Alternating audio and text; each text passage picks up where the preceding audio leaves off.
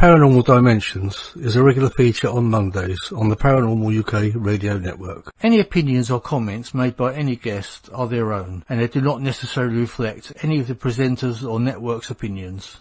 It is my firm opinion that these sightings should be investigated most meticulously.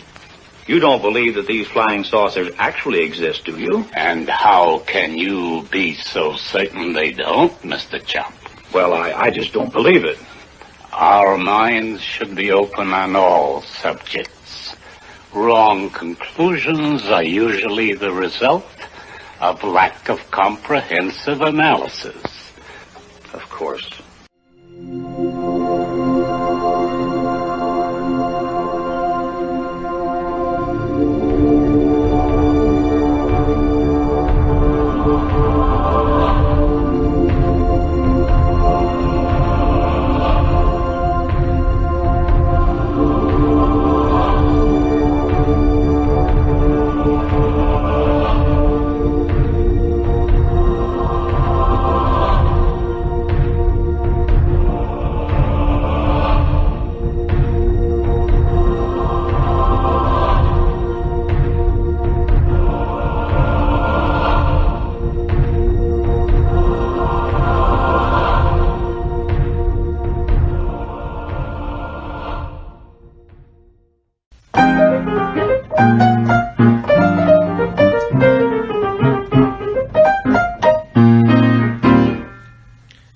This is Eric Mintel. You're listening to the Paranormal UK Radio Network, the UK's biggest paranormal radio network.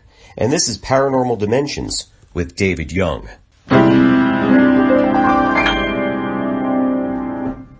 As you become by today, the first contact for all of these individuals listening, there has been somehow you're the guy. And that's because you've earned that trust and reliability and connection with those people, and you're the right guy to introduce them to this re-emerging powerful energy and let them be part of it.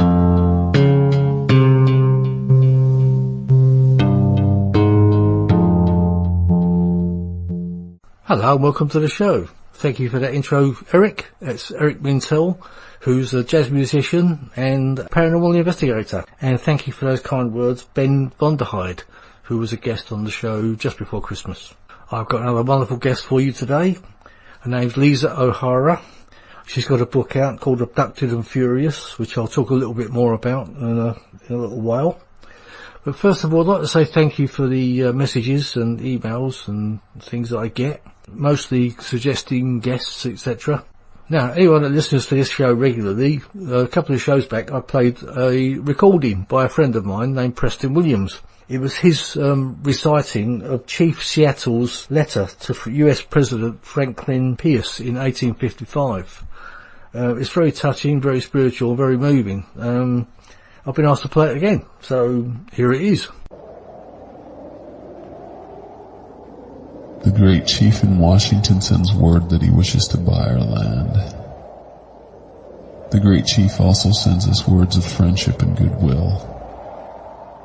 This is kind of him, since we know he has little need of our friendship in return. But we will consider your offer, for we know that if we do not sell, the white man may come with guns and take our land. How can you buy or sell the sky, the warmth of the land? The idea is strange to us. If we do not own the freshness of the air and the sparkle of the water, how can you buy them? Every part of this earth is sacred to my people. Every shining pine needle, every sandy shore, every mist in the dark woods, every clearing and every humming insect is holy in the memory and experience of my people. The sap which courses through the trees carries the memories of the red man. So when the great chief in Washington sends word that he wishes to buy our land, he asks much of us.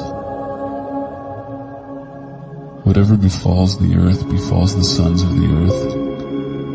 Man did not weave the web of life, he is merely a strand in it. Whatever he does to the web, he does to himself. But we will consider your offer to go to the reservation you have for my people. We will live apart and in peace. It matters little where we spend the rest of our days. Our children have seen their fathers humbled in defeat. Our warriors have felt shame, and after defeat they turn their days in idleness and contaminate their bodies with sweet foods and strong drinks. It matters little where we spend the rest of our days. They are not many. A few more hours, a few more winters, and none of the great tribes that once lived on this earth or that now roam in small bands in the woods will be left to mourn the graves of a people once as powerful and hopeful as yours. But why should I mourn the passing of my people? Tribes are made of men, nothing more. Men come and go like the waves of the sea. Even the white man whose God walks and talks with him as friend to friend cannot be exempt from the common destiny. One thing we know which the white man may one day discover: our God is the same God. You may think now that you own him as you wish to own our land, but you cannot. He is the God of man, and his compassion is equal for the red man and the white. This earth is precious to him, and to harm the earth is to heap contempt on its creator. The whites too shall pass, perhaps sooner than all other tribes. Continue to contaminate your bed, and you will one night suffocate in your own waste. But in your perishing you will shine brightly, fired by the strength of the God who brought you to this land and for some special purpose gave you dominion over this land and over the red man. That destiny is a mystery to us, for we do not understand when the buffalo are all slaughtered, the wild horses are tamed, and the view of the ripe hills blooded by talking wires. Where is the thicket? Gone. Where is the eagle? Gone. And what is it to say goodbye to the swift pony in the hunt, the end of living and the beginning of survival? So we will consider your offer to buy the land. If we agree, it will be to secure the reservation you have promised. There perhaps we may live out our brief days as we wish. When the last red man has vanished from this earth, and his memory is only the shadow of a cloud moving across the prairie, these shores and forests will still hold the spirits of my people. For they love this earth as a newborn loves its mother's heartbeat. So, if we sell our land, love it as we've loved it. Care for it as we've cared for it. Hold in your mind the memory of the land as it is when you take it. And with all your strength, with all your mind, with all your heart, preserve it for your children and love it as God loves us all. One thing we know: our God is the same God. This earth is precious to him. Even the white man cannot be exempt from the common destiny. We may be brothers after all. We shall see.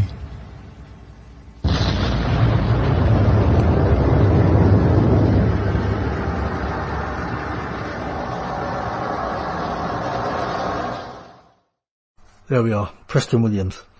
I think you can all agree with me that it's very touching and very moving, and I think quite relevant to today's times. Preston has his new album out called 8 Mile Stare. Unfortunately that track isn't on it, but well worth a listen. Also now, if anyone wants to get in touch with me, my email address is davidyoung2qn@yahoo.co.uk. That's David Young, 2qn, all one word, at yahoo.co.uk. Okay, let's talk a little bit about today's guest. It's Lisa O'Hara.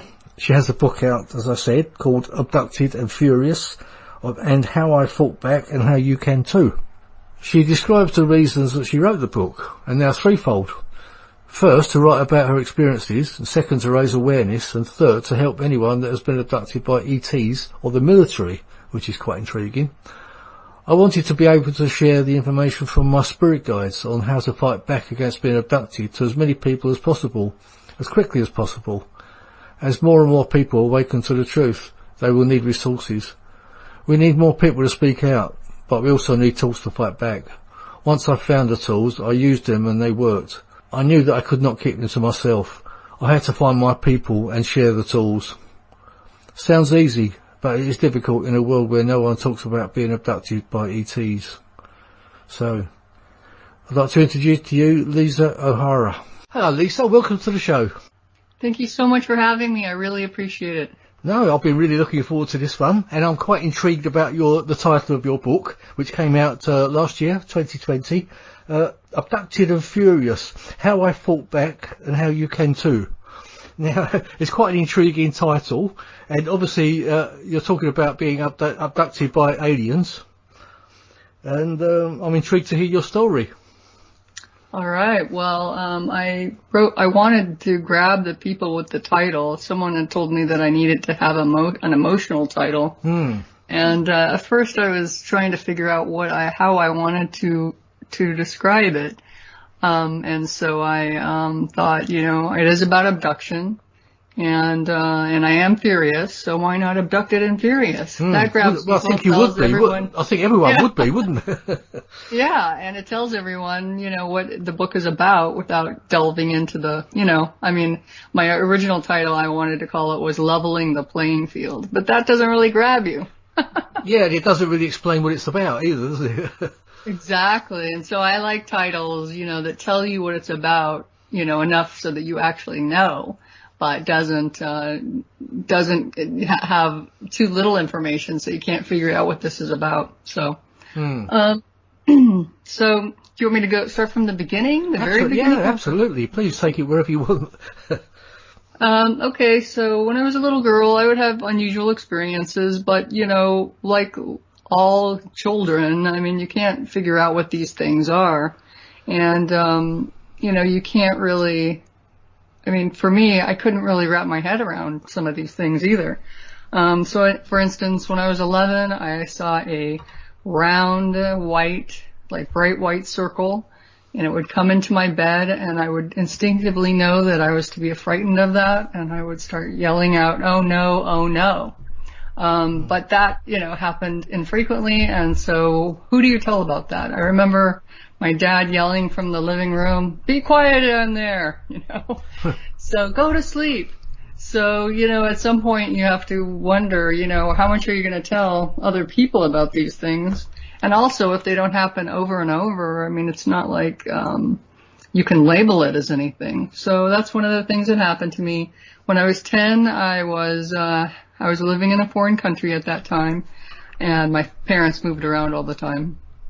Every year or so. So I was always new and always in a new school. And so, I kept having this daydream, and it kept coming back over and over and over for a week.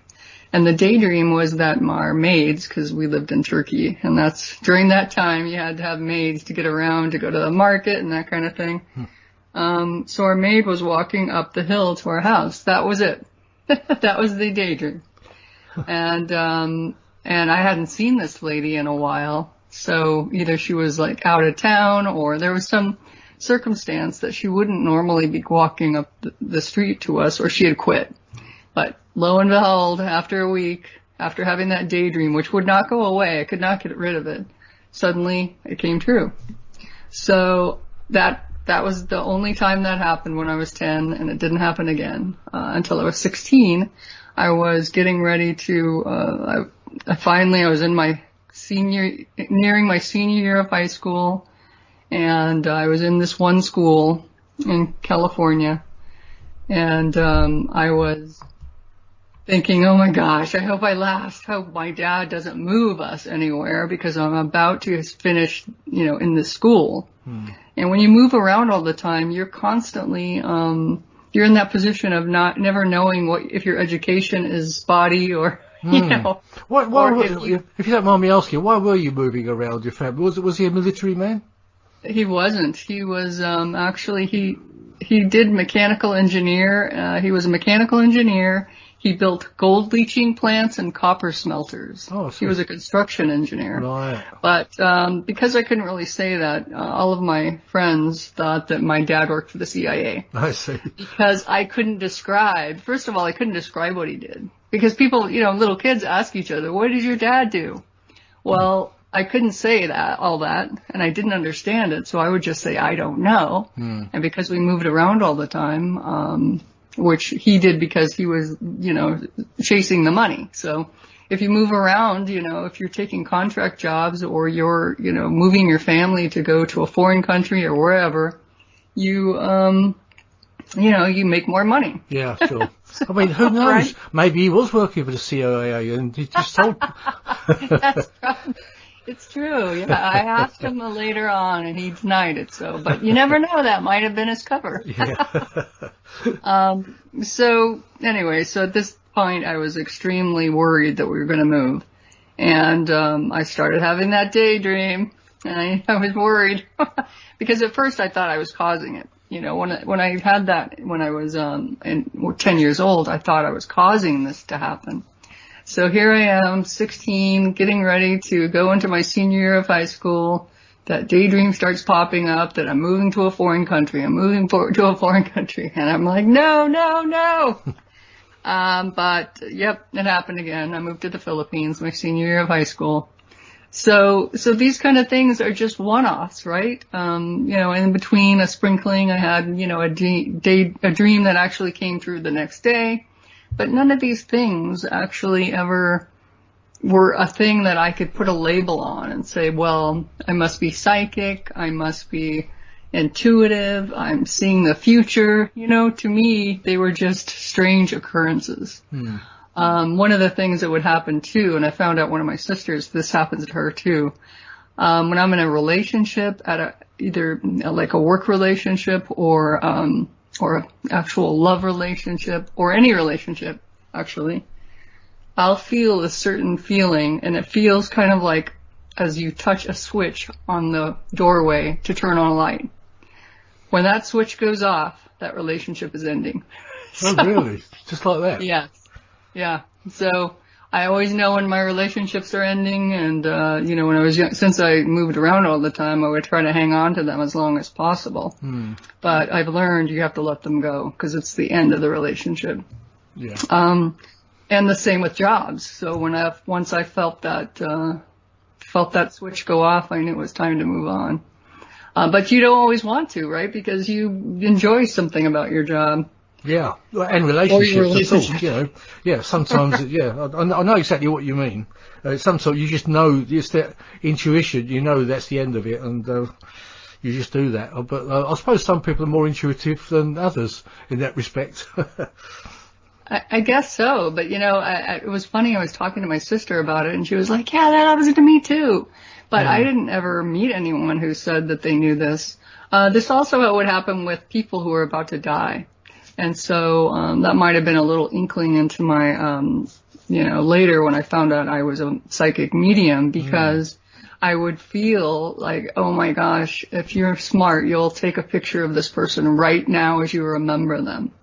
And it would be really, really strong. And I would probably get, 2 or 3, little taps on my shoulder. Do it now.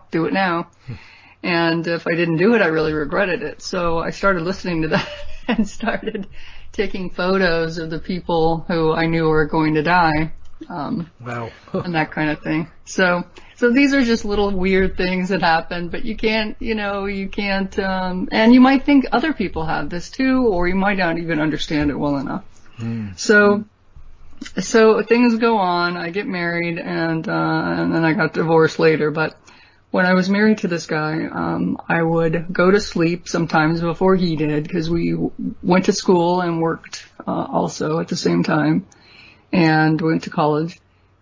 And if I fell asleep before he did, as soon as he crossed the threshold of the room, I would sit up and start screaming as if someone was killing me. Now, I couldn't figure out what these were. I went to therapy after my divorce, and all I could remember was a black rectangle. That's all. And so I kept trying to go back with the therapist. What does this mean? What does this mean? She wanted to back burner it, and I never did figure out what that meant. So, these are just things, right, that you carry around with you, and you think, I wonder what that is. So I moved from California to Arizona, in 2011. And, I start trying to figure out, what am I? What are these things that I know? And I read a book about how to know if you're a medium. And, I thought, well, I could be a medium, but it's like horoscopes. Some of these things are kind of vague. And they're not very, they're not specific enough to me. So I just thought, I could be a medium. I could not be a medium, So I did start hearing knocking on the wall as soon as I had that thought of I could not be a medium, or maybe I'm not, So I started meditating a lot because I was talking to another guy who either was a medium or seemed to be more spiritual than I was. And he told me you need to meditate and just be patient, which I'm not very patient. So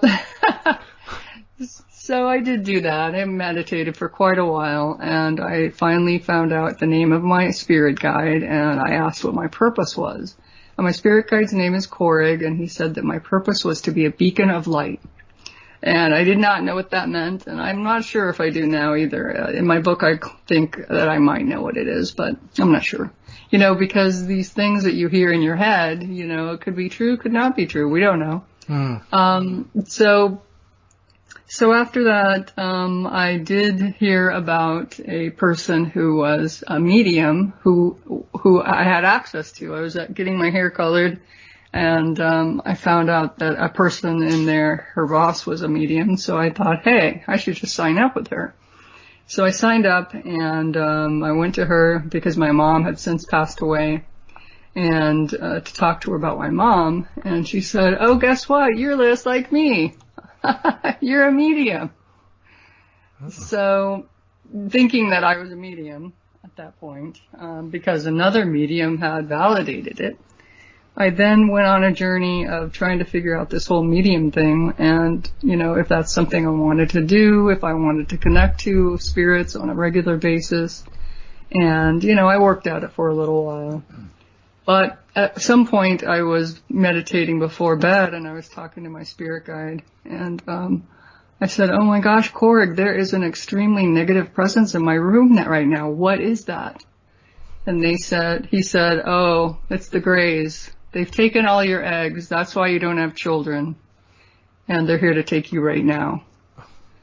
Wow. And I was just floored.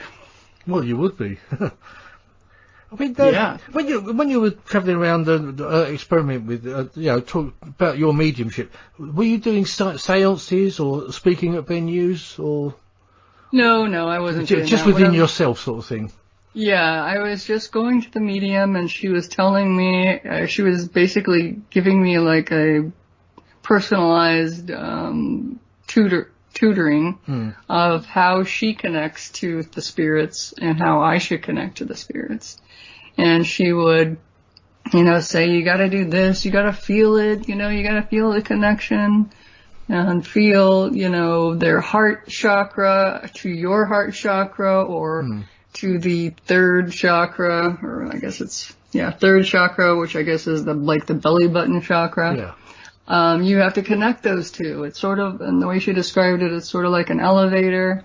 There's old-fashioned elevators where I guess there were people that would make sure the elevator ended up on the floor and not too far up or too far down. Sure. And so it was explained to me like two elevators facing each other, you're trying to connect on the same level of the floor so that you're exactly identical.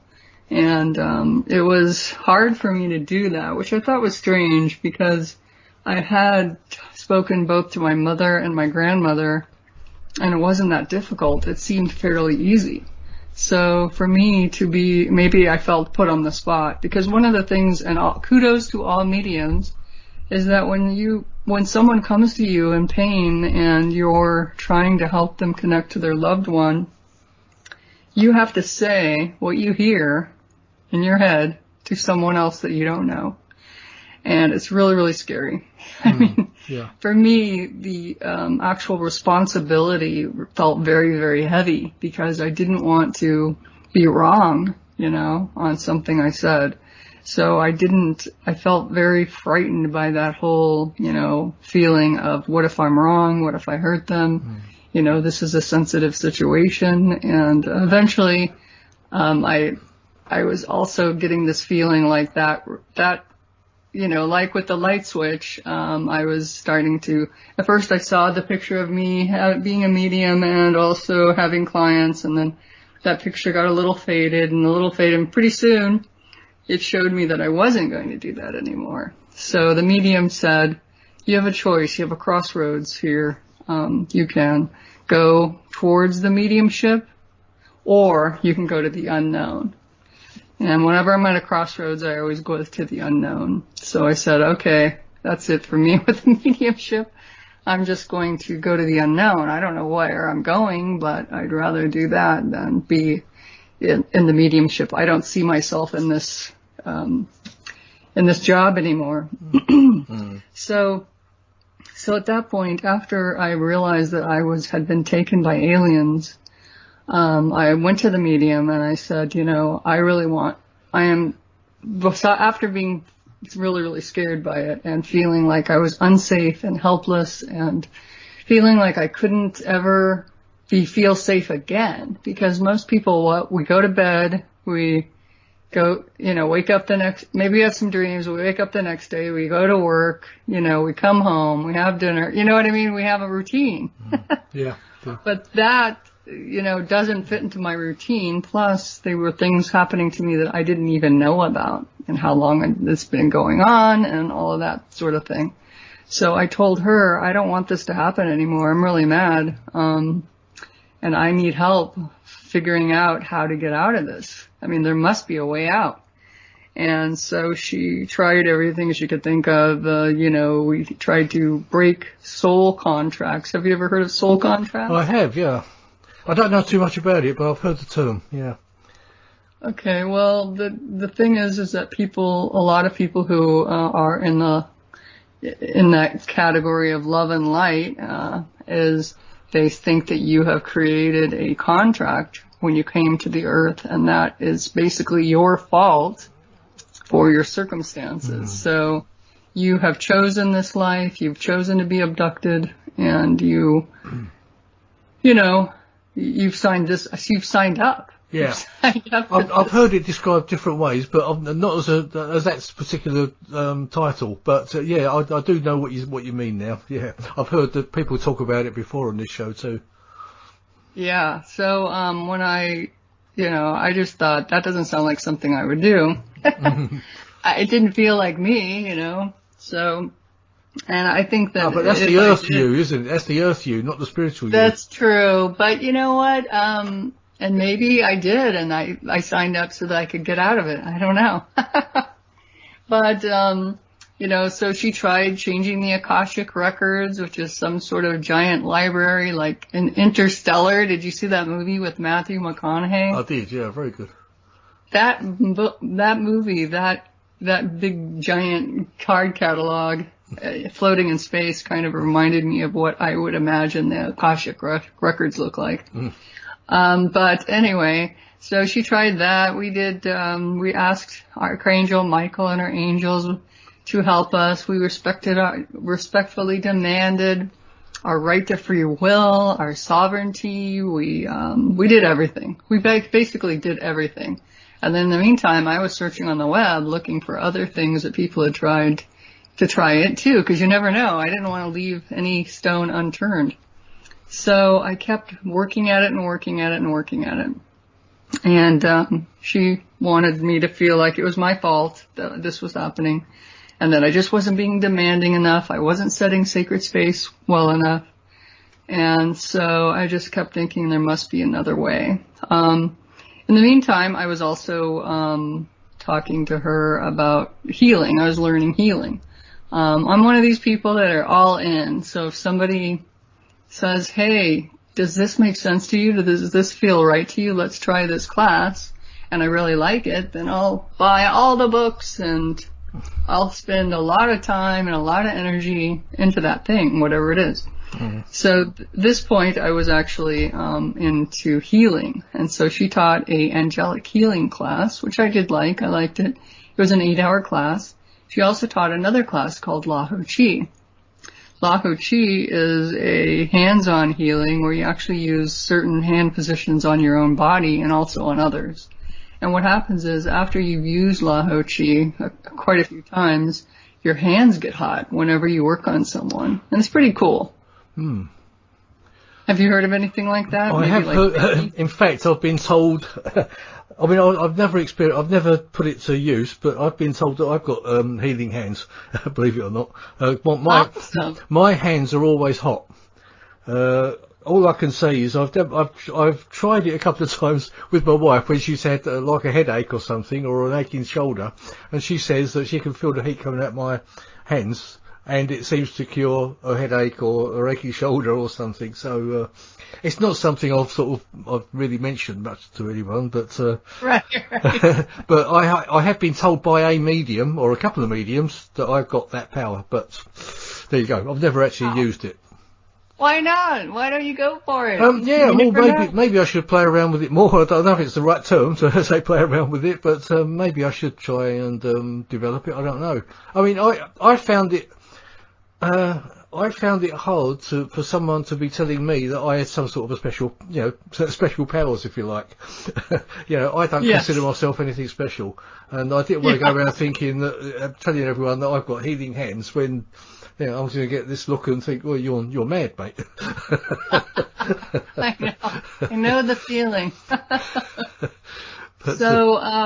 Well, that's really awesome. I had been told, like, my entire life that I was a healer. And I didn't believe it either because, I mean, it's like, what? How do you get this stuff? I mean, somebody told me it was because my aura was a peach color, and that told them that I was a healer. Oh, you think to yourself, why me, don't you? Yeah, exactly. Exactly. And, what does that even mean? I mean, does it mean that when I touch people, they're healed, or I just need to look at them? I mean, they weren't very specific. And that's another problem that I had hard time wrapping my head around, was that it was so vague. Yeah. It just doesn't feel like it's sticking onto me. I mean, do you find that you attract people I mean, I've had it, I'm not saying that I've got anything special, but I've had people that kind of get drawn to you. Do you find that sometimes? Absolutely, yes. I actually had it, I've moved home recently, and we started walking the dogs over a nice area, and I kept seeing this chap walking. He does a walk in the area for every morning, or we see him some mornings. And strangely enough, we stopped to talk one morning, and he said, I've been drawn to talk to you for some reason, and then we started talking about paranormal things, and he didn't know that I did a paranormal show. I said, well, I do Paranormal Dimensions. He said, really? He said, I listened to that. He didn't even recognize your voice? Well, no, that's it. That's the funny thing about it. I mean, also, on my picture, for my original picture, I didn't have this face covering I've grown now, which I've grown now, which you can see. But I found that quite strange. So he said, I said, I'm David Young. He said, really? And that to me was strange because, when the show goes out, you don't, it's going out kind of worldwide, but you don't really expect to bump into people that are actually listening to it, if you see what I mean. Right. We're not sort of on the mainstream TV or something, But, so that to me was rather surreal, yeah. And then he told me about a lot of his history. I'm hoping to get him on this show actually in a few weeks. So, but anyway, we don't want to go. This is your show today, so. No, it's but okay. I'll just sort of throw that in there. I wondered if you do get that attraction. I actually do. It's really funny, but I never understood it. But yeah, actually, we had my entire family. If we go into a store that is completely empty, there is nobody in there. Within 5 minutes, it's filled with people. It's like, we call it the curse because it happens everywhere and it happens to all of us. Yeah. I mean, have you ever had the thing where, I'm sorry, I'm going off again, but do you ever have that feeling when you get a song come into your head and then all of a sudden it comes on the radio or it gets played in a store or something? Absolutely, yeah. And another thing that used to happen to me all the time now, you should know this, I am directionally challenged, so I don't know the directions to anywhere, I don't know which way I'm going most of the time. You're a bit like my wife then. Yeah. She doesn't know her left and right. Yeah. Exactly. Do not talk map with me because I will not be able to respond. But I remember I would be on the street every day. Somebody would ask me for directions. And it was really strange. I mean, out of all the people walking around on the street, somebody would see me and say, that person must know where they're going. And they would ask me the time. Now, not everyone wears wristwatches all the time, but there would be times when I would be walking in the midst of tons of people, and somebody would pick me out, and they couldn't see that I was wearing a watch, and ask me the time. And then, when I used to stand in line at the movies, I was in this long line. I think we were going to see Star Wars or something like that. And people would walk up to me and ask me for information. Yeah. And the people behind me would say, do you know these people? Yeah. And I would say, no. I've never seen them before. And I said, and I don't have information across my forehead either. But yeah, that happened all the time. Yeah, I know exactly what you mean. I don't travel by train very much, but I've had people walk, you're standing on a platform amongst loads of people, and people will walk up to you to ask something. It's a really strange thing. You think, well, why have you chosen me and not one of these other people? Yeah, there's something about us. Maybe we look approachable, or I don't know. There is something like that, I suppose, yeah. But I don't know, it happens so often. Another thing that would happen to me, but only in California, so I always wondered about this, is that they would, somebody would come up to me and go, oh my gosh, do you know you look just like my sister's cousin's boyfriend's mother? Yeah. Or something like that, you know? And so I would get that, probably 4 or 5 times a month the entire time I lived in California. And I lived in California for over 30 years. All right. So did they actually think you were that person when they walked up? No, they're just people that look like me there. Now, I've always said that I thought that's where my clones live. But because I moved to Arizona and I've been here 10 years, nobody has ever said that to me. That's weird. Just in California, not here. Yeah, I think there are different type of people in California. I'm sorry if anyone's listening in California, but well, there are, but it's not their fault. It's just their government. Yeah, I know. Yeah, they are sort of. Yeah, we won't go into that, but. But you know what? The good thing about California, and I actually missed that about Arizona, is that it's very diverse. Oh yeah, certainly that. And Arizona is very non-diverse, and I actually miss it. I mean, I sometimes go to hang out at places that have like Chinese food, like dim sum and other things like that, or the Chinese market. I actually feel comfortable there. Yeah, I do know what you mean. Cause I've actually travelled, throughout California and Arizona. I can see exactly what you mean. Yeah, it's a very different culture. It is. It's funny. I didn't think I'd miss that much, but I really do, and I really feel for the people who are people of color because they probably really notice it. Yeah. But I'm not a person of color, so I notice it, but I'm not as affected by it as they are. But hopefully that'll change because I think a lot of people from California have moved into Arizona, so. I wonder why. Hopefully. Yeah. All right. So. Yeah, I mean, what you mentioned about the greys taking your eggs, I mean, that is an awful thing to have happened. So that's in a physical sense, that you're actually physically abducted, yes? Yes, I am physically abducted. And I actually finally figured it out. I mean, I was told that, but your mind doesn't want to believe it. Your mind doesn't want to go there. And also it's frightening to think that there are things going on when you're asleep that you have no clue of. But one of the things that I noticed or finally started noticing was that, that my clothes smelled funny. And I finally narrowed it down to that I was actually leaving every night and I was putting on those clothes and leaving with those clothes. But, initially it was sort of like, this is really weird. Why do my clothes smell so bad? Here I am. It smells like BO and feet. I mean, I didn't smell like, I smelled these yesterday and they smelled fine. Or, these just came out of the washer and my husband folded them. And now they are sitting there folded up. So they haven't been worn by anyone, but yet they smell like BO and feet. And that's exactly what started happening, was that I started realizing that there were quite a few clues.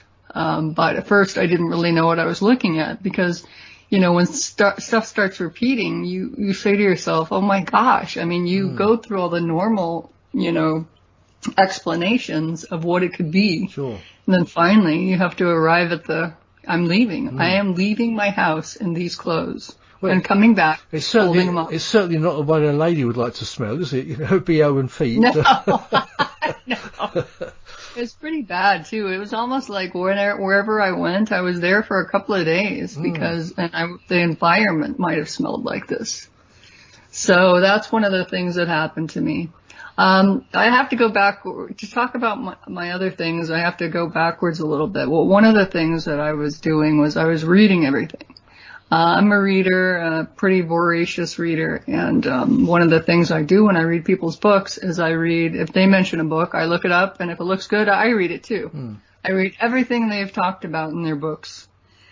And I was reading a book, and I cannot remember the book to save my life, but that book had a reference to Psychic Warrior by David Morehouse, and he was a guy in the military, and it was a really, really brave book, I thought, because it talked about him getting shot in the head and also then seeing an angel, and, the military aren't very open-minded, so they thought he was crazy. But the gist of the book is that he was doing something called remote viewing. And remote viewing is when you use your mind to travel, and you actually enhance and open up your psychic abilities by doing that. I was so intrigued by this because, as a kid, I was very interested in psychic abilities and, paranormal stuff. I never imagined in my wildest dreams that I was actually in it, but at the time I was very intrigued. And so when I read this, I just thought it was fascinating. So of course, I joined his group on Facebook, and also I logged on to his website. I bought his book on how to become a remote viewer.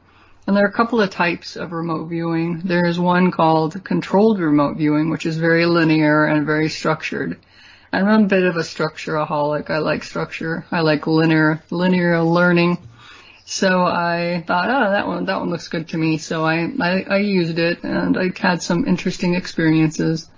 Then I tried his next version, which is called extended remote viewing. And that's less structured, but it's more like, flying, as that's what he claims on his website. In both of these times, I had very, very strange experiences. The first experience I had was using controlled remote viewing or coordinated remote viewing, and it's coordinates because they assign a number to a target. And what you're trying to do is you're trying to look at a target in your mind and describe it. So, I did it a couple of times, and, you have to have eye patch on or, eye mask on, and you also have to listen to some music prior. And so I did that, and first I smelled lavender, and I thought, that's really weird. Is that my deodorant? And, but, it went away. So the next time that it happened, I was in this state with my mind, and suddenly I was in a different room. I was not in my own room. I was in a room with all these men in white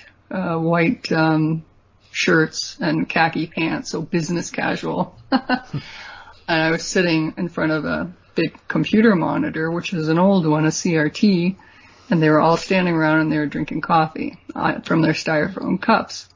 Now, it was odd because I don't drink coffee. My husband doesn't drink coffee, so I know that was real. So wherever I was in this room, and then I heard, "Oh, there you are," and then I felt like I was plagued by remote viewers coming into my house and following me around and that kind of thing. And I discovered through trial and error, and that's how I work. I do everything by trial and error. That they were actual remote viewers following me, and there were certain types. There was human remote viewers that sounded when they hit the atmosphere, which I found out later is called the membrane. It sounds like the thunk. The human ones do thunk when you hit you thunk a watermelon to see if it's good. That's how you know a human remote viewer is in the room.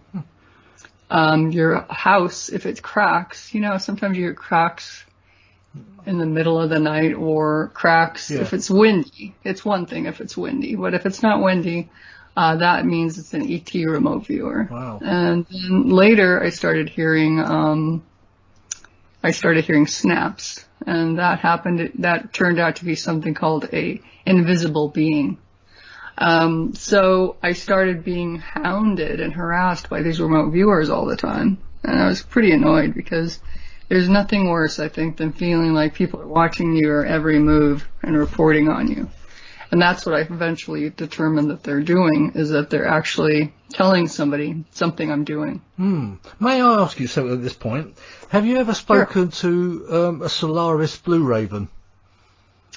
I asked to get on her show, but I haven't gotten a response, so. I shall have a talk with her. Okay. That's, I really think you should talk to her. I would like to. Yeah. I would very much like to. I will arrange that.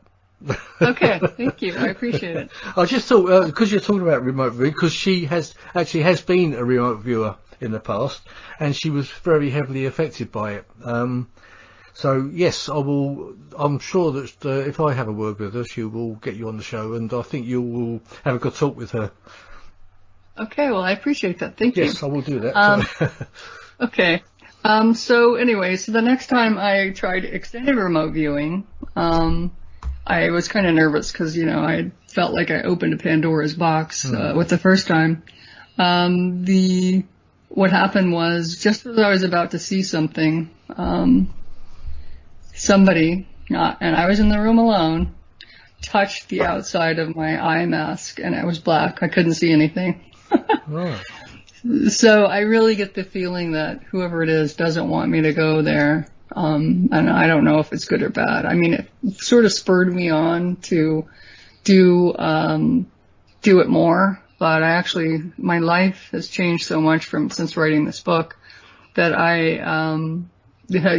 gone in different directions, and so I'm not doing it as much anymore, Right. But I do want to investigate it, and it would be awesome to talk to her because maybe she could help me figure out. I'm sure she would. I mean, she actually blows my mind with her knowledge and the speed that she can speak at, and I just don't know how she does it.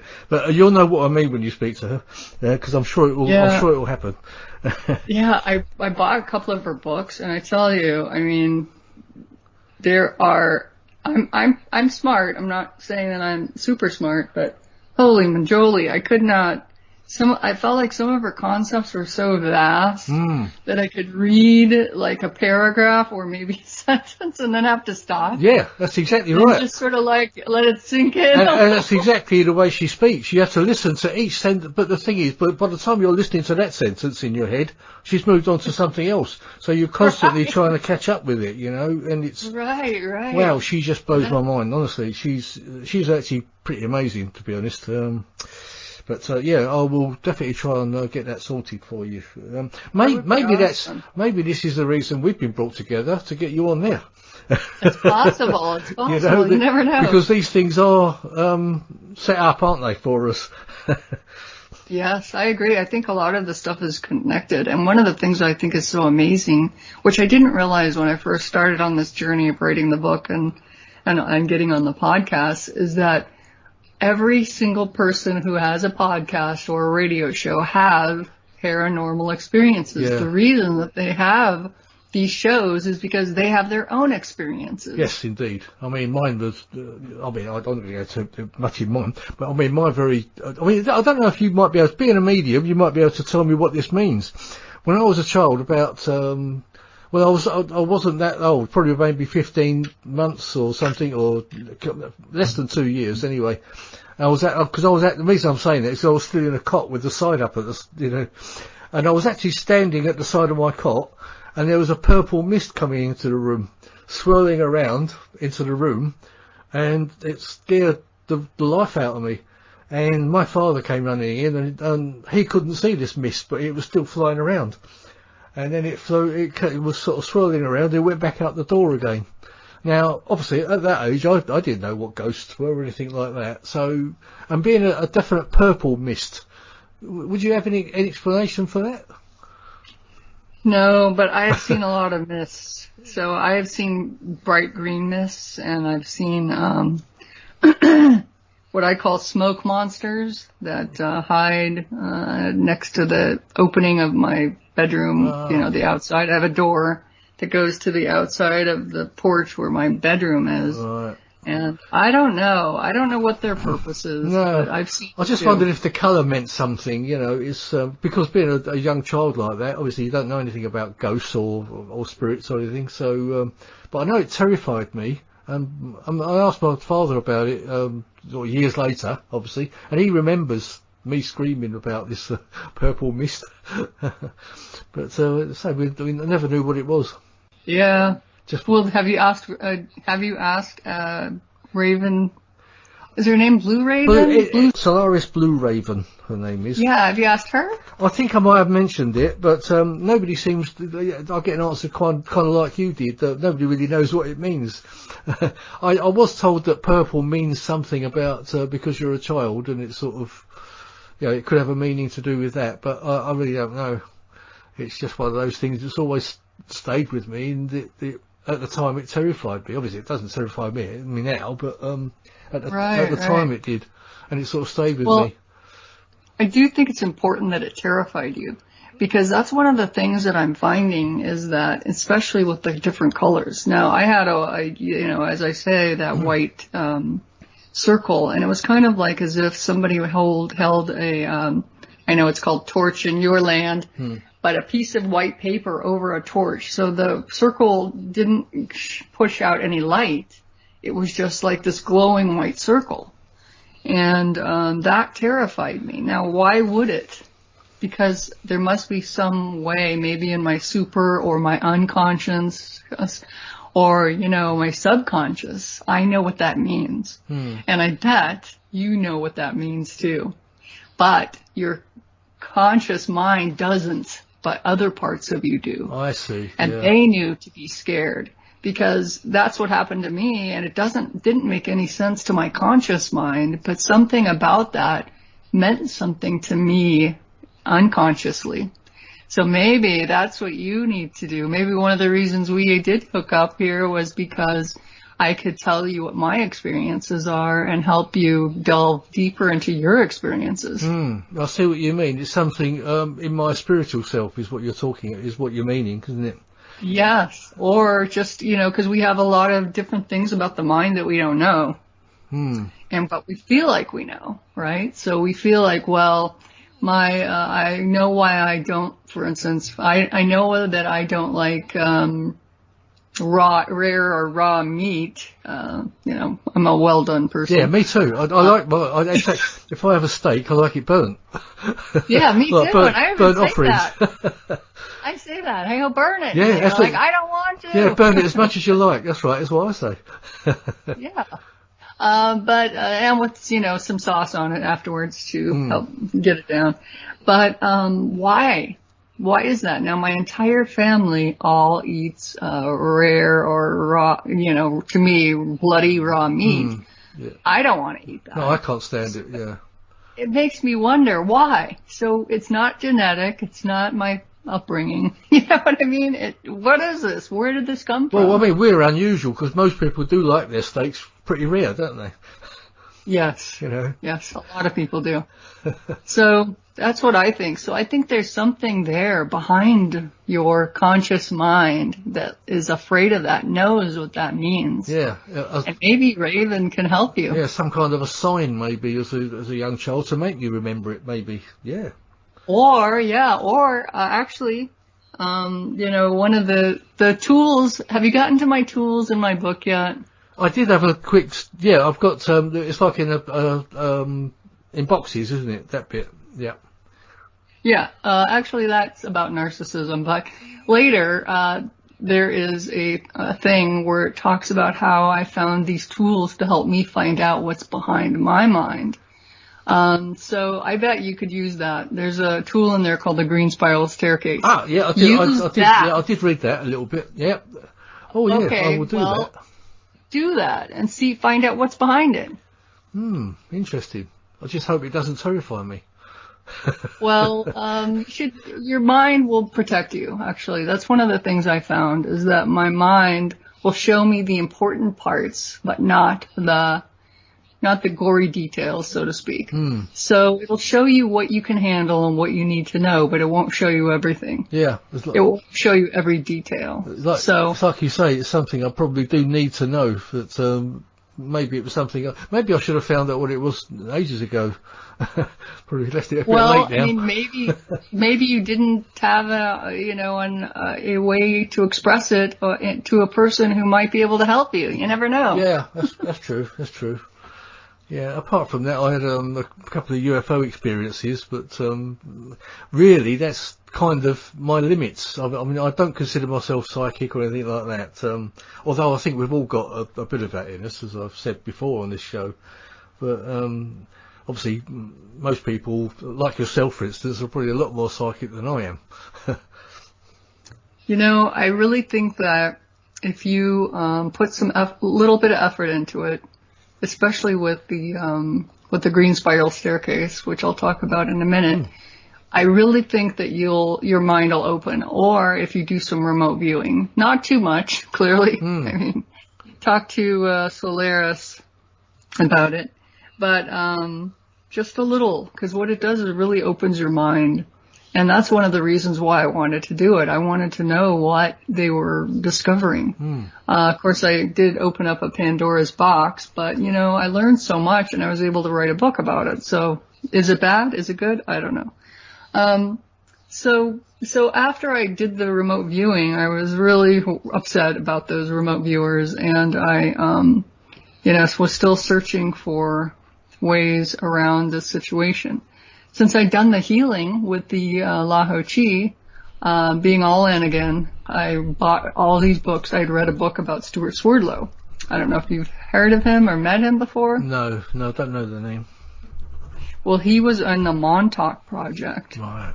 Now, I didn't realize this at the time, that he had been abducted too, because I read a lot of his books, but I didn't read all of his books. But one of his books that he has is called Healing Archetypes and Symbols. And I bought that, and I bought another very large healing book that he had created with tons of different healing, not modalities, but healing ways of doing things. So you can, if you want to change your body's age, there's a way of doing that so that, your skin's tighter or whatever. I did try it, but I didn't have a lot of success with it. So in the meantime, I had bought those books while I was trying to fight off these ETs coming to get me every night.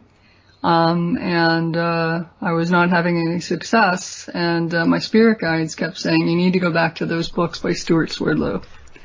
And go ahead. Sorry, I'll just write it in. I'm just making a note of that.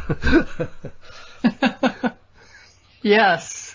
So I thought, all right, I have nothing to lose. And this is why I went back to them, because I had tried everything else, everything. And so I thought, I have nothing to lose. Now, originally when I bought them, I looked them over and I was like Blue Raven Solaris, or Solaris Blue Raven, sorry if I got your name wrong.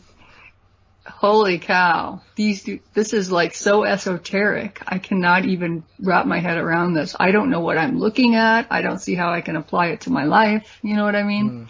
So once I went back to his book, I was like, holy moly, this is exactly what I needed. And I started applying some of the tools in his book, Healing Archetypes and Symbols. And since I bought all his other books, I just started reading them because I had nothing to lose. I started using 2 symbols of his out of that book, and they're in my book too. And one is called the Brown X, and I now Brown X out all unnecessary negativity in my life. Now, you want to do that because you want to Brown X out everything that is an unnecessary negativity. So, I did try that, and I tried it with some success. Then I read in one of his books called, The Hyperspace Helper, which is in my book too, the Green Spiral Staircase. And I realized I could use them together. Prior to that, I had read a book, Communion by Whitley Strieber. Oh yes, we all know that one. Right, everyone knows that one. Well, and everyone who has paranormal experiences, read everyone's books. Because we all have such completely different experiences. Even though I don't have a purple mist experience like David here has, I have a similar experience. So I could tell him what I think would work for him, but I don't have the exact experience he has. But it's important because when you read about their experiences, something about their experience might jump out at you and be a nugget of information that you need for your journey, for your puzzle. So one of the things I read in his book, and it's funny, I can't remember anything much more about it except for this because this was so important to me, was that he said that the ETs do not create screen memories. Your body creates them. They're creating it as to protect you. So at first I thought, oh, all these dreams I'm having, they're coming from the ETs. They aren't. They're coming from you, your body, your mind. Your mind is protecting you. So if you're having a dream about how you lost your wallet or you're walking naked down the street, everybody's looking at you and you can't find some clothes or whatever you find stressful. You lost your car, you're at the airport and you can't find your luggage and you can't remember where it is. Those are all stress dreams. And your body and your mind is saying to you, you are having stress. Now the ETs wipe your memory. And so it's kind of a frustration. So what I did was I realized that if I used the Green Spiral Staircase, I was literally doing a remote view of my own mind. And I could look behind the dream. And when I looked behind the dream, I could find out what it's really all about. Now that's key. Because once you do that, now you've taken away their power. And now you know what happened before they did the memory wipe. So anytime you need to see what's behind something, a dream, or let's say you have anxiety, or I had claustrophobia. So what I would do is I would follow the instructions in my book, which is putting myself in a medium green all around my body, putting my third eye in a royal blue. I would imagine a green spiral staircase in front of me, and I would walk down the staircase. And at some point, I would feel the need to step off. When I step off, I walk towards the big blank screen that's in front of me, and I see what's behind the dream. Oh, I have the dream in my mind as I'm walking down the staircase. Sorry, I forgot that. So then you see what you're going to see. Your mind shows you the important parts. There's a color called pale orange that you can put over the scene to see if it's real, or if it's fake. Sometimes things are distorted, and if it changes color, it is not true. Then you can use your brown X. That's where you use it. Anything in this scene which is unnecessary negativity, which I consider all of it because who knows, I want to get rid of all of that stuff. Brown X, brown X, brown X, brown X. And you can either say it or you can use the symbol. It's a medium brown X. And I recommend you do get Stuart Swerdlow's Healing Archetypes and Symbols book. So that you can see the visual, but you can also use the words, and you brown X everything out. and then you walk back to the staircase, back up it, and then you put your entire body in brown. And then you do that for every single dream or weird experience you have. I started using it for claustrophobia for me, and I really had a huge success. At 40, I suddenly turned claustrophobic, and I couldn't figure out why. So I used the green spiral staircase, and I looked behind it, and I drilled down, basically. So I said, why am I claustrophobic? The screen comes up. It shows me that I was having fear, and then panic, and then what's behind that? Behind that is not being able to breathe. And what's behind that? Oh, it's a coffin, a black coffin. So now that I did that and I brown X'd all of that out, now I found that I can go, in places and be in small spaces and not freak out because I'm not claustrophobic anymore. Wow.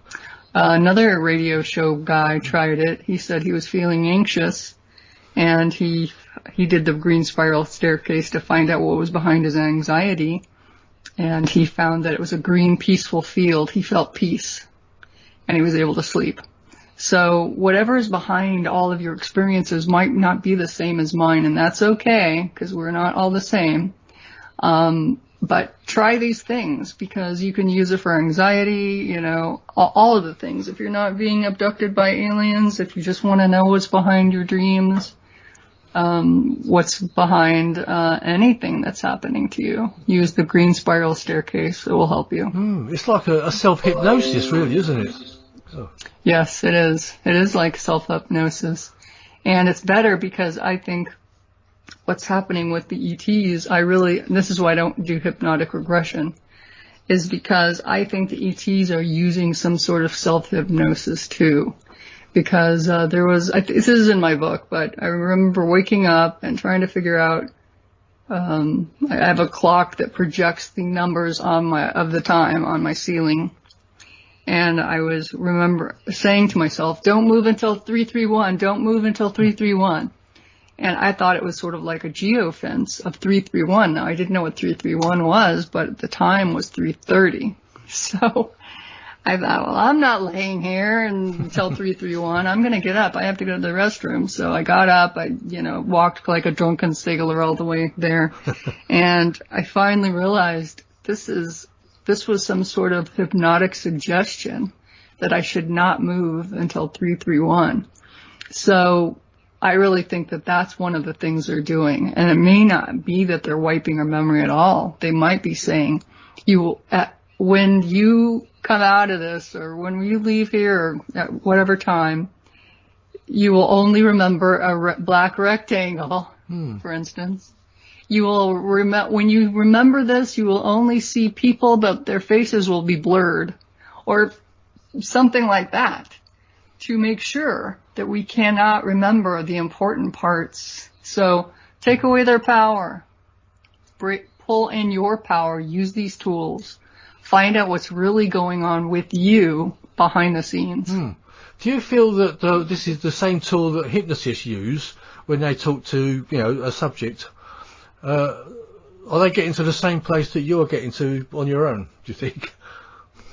I don't know. It's a good question. I mean, I have been hypnotized before, and apparently I'm a good subject. So, I don't know. I just think that the important thing is that right now it feels like the ETs have control, but you can take that back.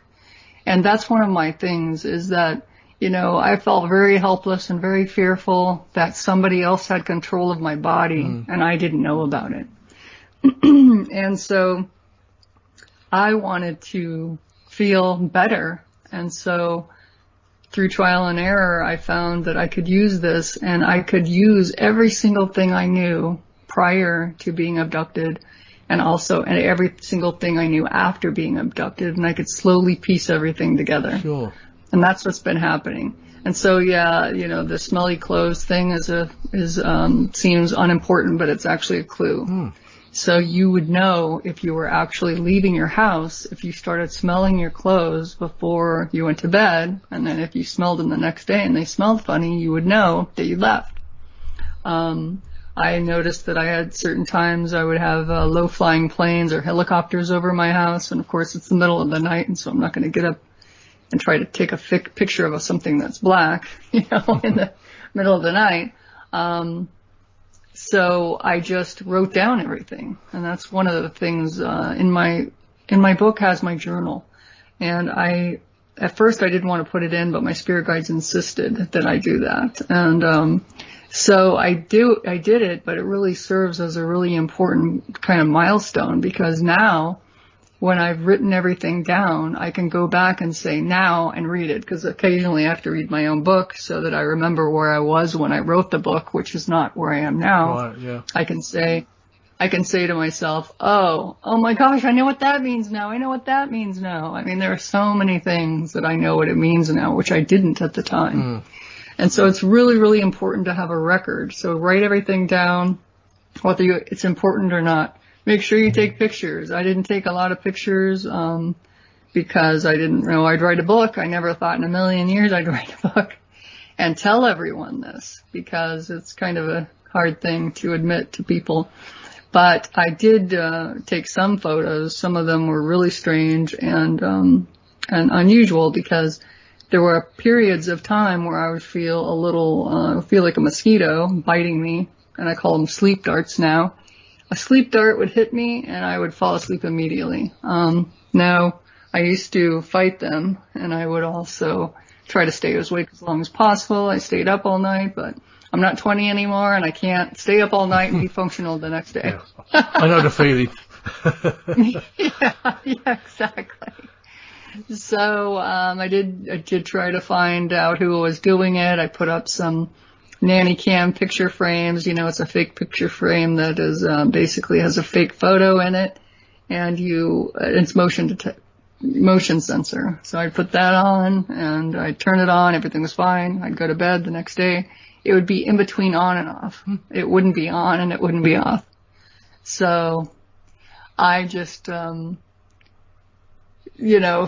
tried all the things. I just couldn't get it to work. But this works. So now I used to be abducted 4 times a night, and now I'm abducted once a night. Wow.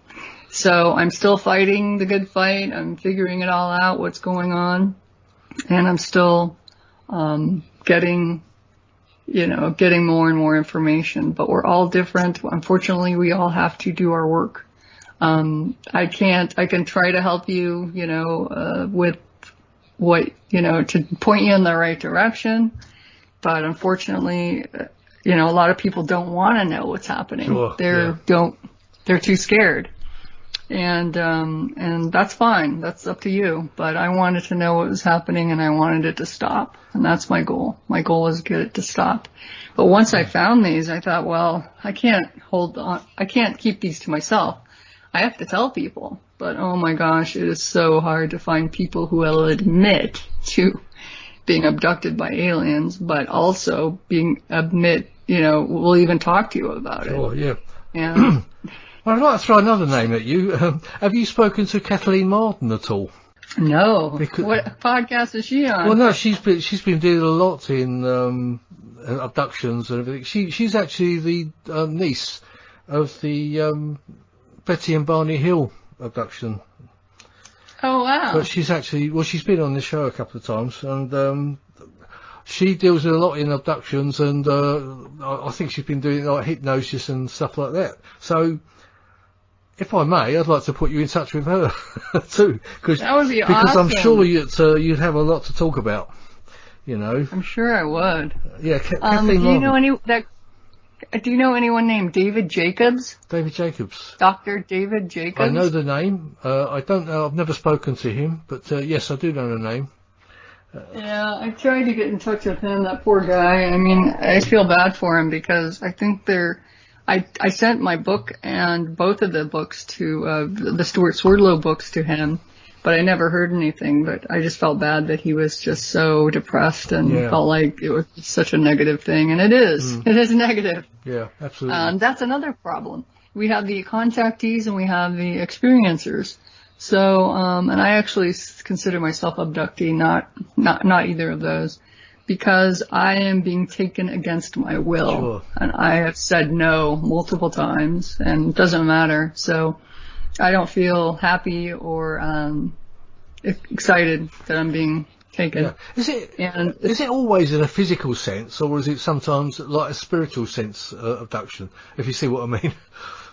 Yeah, I do. I think it is both, actually. And I don't know, I haven't figured out which it is. The fact that I actually wear clothes, leads you to the feeling of you are actually leaving. But who knows? Maybe that's a prop.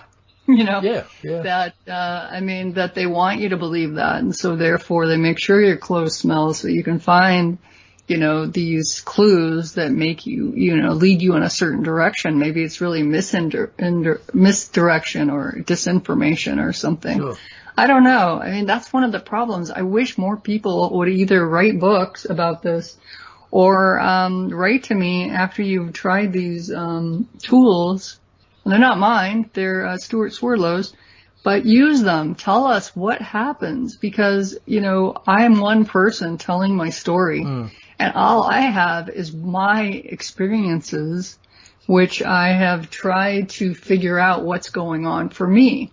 Now, I'm not saying it's not going on for you, but if it is, we could compare notes. We could really get a movement together.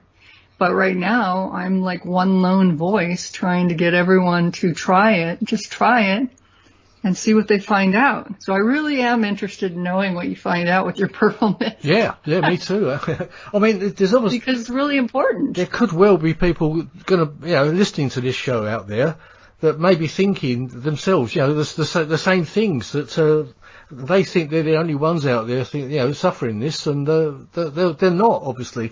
And let's hope they learn from this. They may well be writing their own book later. But, obviously, if anyone wants to get in touch with me about this, then I can put you in touch with Lisa. Anyone listening to this that has had some amazing experiences, you might like to speak to Lisa about it. You mentioned a lot about rocks and crystals. Do you feel they do have an effect on what... do they help you in any way? I actually do feel like they help me. And especially initially, I would use them for all kinds of things. I actually got some crystal skulls, and it's interesting. So sometimes I'll get information, and I don't know where it comes from, and it really does work, so I don't try to figure out who it is telling me this stuff. But one of the things I found out was that crystal skulls, or actually any skulls on top, like my computer monitor is on a stand. And so I found that I would sometimes have a great idea for my book, only to come to my screen and I'm blank out. So I was told, I think, by my spirit guides that get some skulls, crystal if you can, but those can be very expensive. Maybe you should get geodes or different ones, and put them on your monitor stand. And oh my gosh, it makes a huge difference. It's sort of like sucking out all the negativity that's trying to block you from your mind from putting it down on your computer. I told a friend of mine about it. She said that she would get headaches every time she was staring at her computer. She had to do that for her job, and she got a skull. She put it there. All of her headaches went away. Wow. And she didn't buy a pair of glasses as well. Yeah, she was wearing her glasses, and she just said she just couldn't stand sitting there for more than 10 minutes. And, she was like one of those traveling nurses kind of thing where she had to visit her patients and, spend a lot of time on the computer. So, I mean, the thing is that try it. If it works for you, you have nothing to lose. And the geode skulls are fairly inexpensive. I don't know, like, let's say $30 or something like that in USD, but what have you got to lose except for $30? Yeah. Or around about £20 or so over here, I suppose. yeah, I don't know how much that is.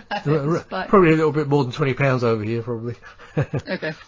All right. Well, I mean, find some inexpensive ones. Find the ones that call to you. So one of the things that happens to me is I'll be looking for certain rocks. I'll just feel pulled towards a certain rock. And, hopefully they have rock shops in England. Oh, yeah. They do. Yeah. All right. Well, walk around. Find out what pulls you, what draws you. Because I think that is an important aspect of this. I mean, we talked about people being drawn to us. Why not rocks? Yeah. And so utilize those. Find out what works best for you. I had a crystal skull that I got from some other guy who had it for a while. And I used skull, if you will, but anyway, I used it for healing.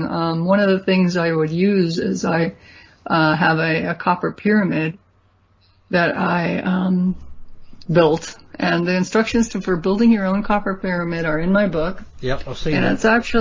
It's actually copper pipes with speaker wire so that you can have the bottom, and a split ring. Those rings that, I don't know if you have these in England, but you put them to have your keys. You break your fingernail trying to open them. Yeah, plenty of split fingernails. Yeah. Exactly. Get a large one and just, and then you have to be able to put drill some holes in the tops of the pipes and put the speaker wire in. And wow, I mean, the copper pyramid, I don't know if you've read much about pyramids, but they're amazing healing tools. Yes, I've heard a lot. It's something I can't quite get my head around, but, I agree. I've heard a lot about it. I don't know if anyone can explain it, but, it certainly seems to work anyway, from what I gather. Well, one of the things I found was that when I would do meditation, I would use it, and it was a little like meditation funnel. I mean, if you will, because it was directing information right to my head.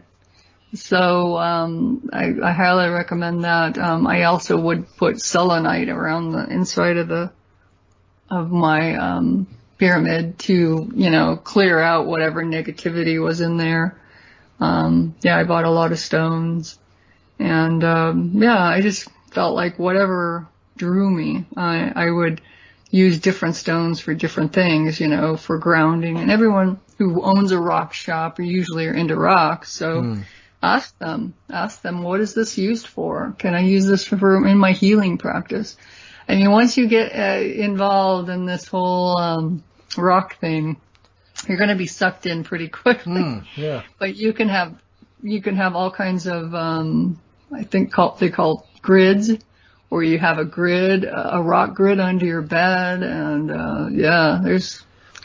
it's pretty amazing all the things you can do. We have got a quartz crystal which stands up. It's like a pointed obelisk type of thing, and it's supposed to bring good luck to the home and keep out evil spirits. So I understand, but whether that's true or not, I don't know. Well, hopefully you haven't been visited by that purple mist, have you? No, I haven't. But it's supposed to be good vibrations.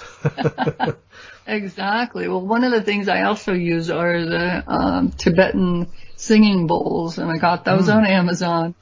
And those are really cool because I have a aversion to smells, really big, awful smells. But sometimes they'll have sage, like sage, and they'll sage a room, and I just cannot take it because it's just too smelly. And I also have asthma, so I don't want to be breathing any of that in. Yeah. But this is so awesome. So if you walk into a room, and I'm sure everyone who's listening to this paranormal show has had this issue. You walk into a room and it feels wrong. It feels bad. Yeah. You suddenly feel like, I got to get out of here. Yeah. And you don't even know why. No, we've all had that experience, haven't we? Right. Everyone's had it. I mean, I was at this gas station once in California, and I had this vision of like tribal people beating a drum, and oh man, it was just horrible. It was a horrible feeling. I never went back to that gas station again, because there was just some negative energy there. And so, I use that. I found a lot of yahoos come to me in the shower, whether being bad spirits or, excuse me, some just negative energy. And so I use I use those bowls.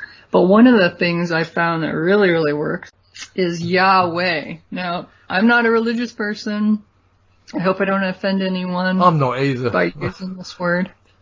But we are spiritual beings. That's the way I look at it. Yes. So apparently that really, really works. Oh my gosh. I use that now too. Anytime I feel any negativity in the room, just saying the word Yahweh clears everything. Right, I'm scribbling it down. Yeah, so it's in my book. Yep. That's one of the tools. So definitely use Yahweh. I mean, anytime you feel menaced or in a bad area, or if there's something in your car, definitely use Yahweh. And because you never know what's really there. The problem is we can't see it. Sure. And you could see that purple mist. Your dad couldn't. Yeah. Well, I just thought that was later on. I just thought it was something that children can see, but adults can't. It's probably the case. Yeah. I mean, when you talk about greys, for instance, the greys that have abducted you, are they working with other aliens or are they working on their own? I believe that they are like minions of some other race. Because I do understand from some people that they actually work under the reptilians, for instance. Right. Well, it's funny now. Somebody else asked me on another show, and I thought this was an interesting question. They said, first of all, how could you never feel that negativity before? And I think it's because I'd been raising my vibration by meditating the whole time. Prior to that, then I could finally feel it. Then I could ask my spirit guides about it, and then I could find out the truth. You know what I mean? But before, I couldn't feel it. Yeah.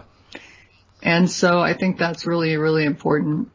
But also, yeah, I've seen reptilians, I've seen spiders. The two most amazing things I saw, which I never expected, and I didn't see the greys. I could only feel them. I felt their negativity. That was my next question. That was my next question.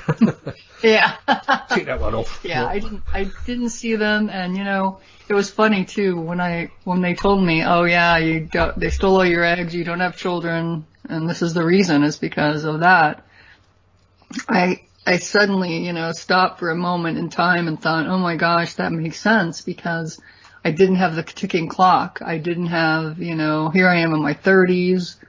I think back to my 30s where I was having a lot of weird problems where I would find myself sleepwalking and running down the hall. I would find myself crouched and staring into my closet, like as if I was talking to someone there. And also I didn't have, any of these fertility things that happen to normal people in my 30s. And so it sort of like made everything kind of fall into place to know that, like that was the one piece of information I needed to know in order to understand what was really happening there. Yeah. But when I did see some ETs, I had been asking to see them because my medium was all about how everything felt. Did you feel it? Was it good? Was it bad? And at the time, I really felt that feeling wasn't as important as seeing. So I asked to see it. So I tried to see it, and I begged to see it, and I could never see it. So one of the things that happened was I went to a intuitive acupuncturist, and he stuck his needles in, and he then that night I saw and felt a negative presence, and it was a praying mantis. Ah, right. Now, I've heard that quite a few times.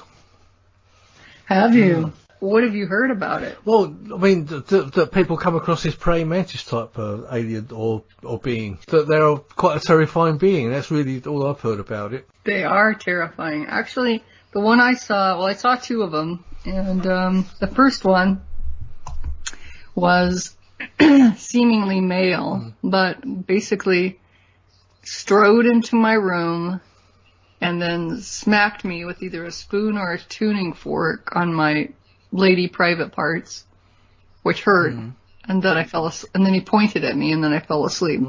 So that was a quick encounter.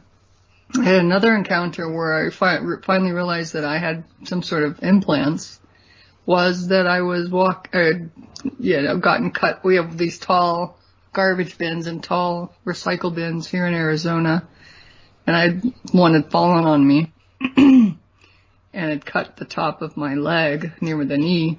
And one night I was laying in bed, and all of a sudden my leg started throbbing, and it hadn't throbbed before. You know, everything throbs the first time you cut it, but after a while it shouldn't continue to throb. So I was laying there minding my own business, trying to go to sleep, and my leg started throbbing. And it throbbed and throbbed, and then I looked up, and there was a praying mantis next to my bed. And she was like, she seemed like a woman, and people have asked me why. Well, she told me her name was Moma, M-O-M-A, and she said she was wanted to take me to the ship to fix my leg. Wow. And there was no way I was going to say yes to that, because why would I mean, my medium was telling me that it was my fault that I had agreed to go on ships with soul contracts, and I sure as heck didn't want to say, oh yeah, go ahead, take me on your ship. So I said, no, you cannot take me. You can't take me on my ship. On your ship, I don't want to go. I'm going to say no. So then she said, well, what if someone else takes you, and then I'd get you from them? You know? So I think I said yes to that because, you know, it was already too late. But anyway, she was just extremely tall, like about 7 foot tall. I'm 5'10", so I feel like I can judge height. I was laying down, and it was just one of those things where you think to yourself, oh my gosh, cannot imagine. I mean, of all the things I expected to see, it wasn't to see a praying mantis. And I wasn't frozen or wasn't paralyzed. I just was so fascinated. I just could not even move. Have you ever seen anything like that? No, I haven't. I don't think I want to, but no. No, but I've heard that term, the praying mantis type alien, several times actually. So now you saying it again sort of sends a bit of a shiver down my spine. Yeah. Yeah, that was pretty strange. But the next day I woke up, my leg didn't hurt, and I thought they took me, they got rid of the implant, and I have implants. And I didn't even know that I had an implant there. I mean, sometimes I found other things, like this is not in the book, so I was on vacation. I was in a hotel room, and I had this, I noticed I had this ingrown hair on my thigh. And I got rid of the ingrown hair. Well, there was a hole underneath it. Huh. And I was just like, what the heck? Well, it felt like there was a flesh marble in there, so I eventually got it out. And I didn't have a knife, or else I would have cut it in half, because I was not at home. But, it eventually just disintegrated. It just died as if it could only be alive while it was inside my skin. It was really strange. Wow. And that's the main one I found. The rest, you'll feel things under your skin, but you don't know unless you get a scalpel and start digging things out. There's just no way to know what you're really, what that stuff really is. Indeed. One of the things, I was on the Tracy Austin show, and she was saying to me, which I didn't realize this, she said, what about your husband? Doesn't he ever wake up? And I said, no, he doesn't. He falls asleep as soon as his head hits the pillow. He is totally out. And she said, you know what? That is so common. And I didn't know that. And I felt bad that I couldn't explain why my husband didn't wake up, if these things are happening to me. But she said that's common. They make sure that the husband doesn't wake up when they take the woman, right? Because the woman is like an incubator, for whatever things that they're doing. Yeah, sure. And so it doesn't behoove them for the man to wake up, right? So, because I could never understand that either. I mean, he is in some ways a very light sleeper, but at the same time, here are these things happening to me, and he he's out like a light. You know, I sometimes wonder if things are happening to me, you know, because my wife tells me that some nights I'm really restless and I'm kicking the sheets and covers all over the place. I don't know. I've got no recollection of it at all. So, and in the morning I can't. She says, "Oh, you had a really bad night last night. I was kicking the covers all over," and it makes me wonder what's going on, because I have no memories of any bad dreams or anything. So.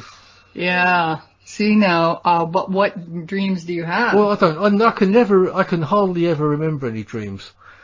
You know, it's one that has stuck in my mind from many years ago.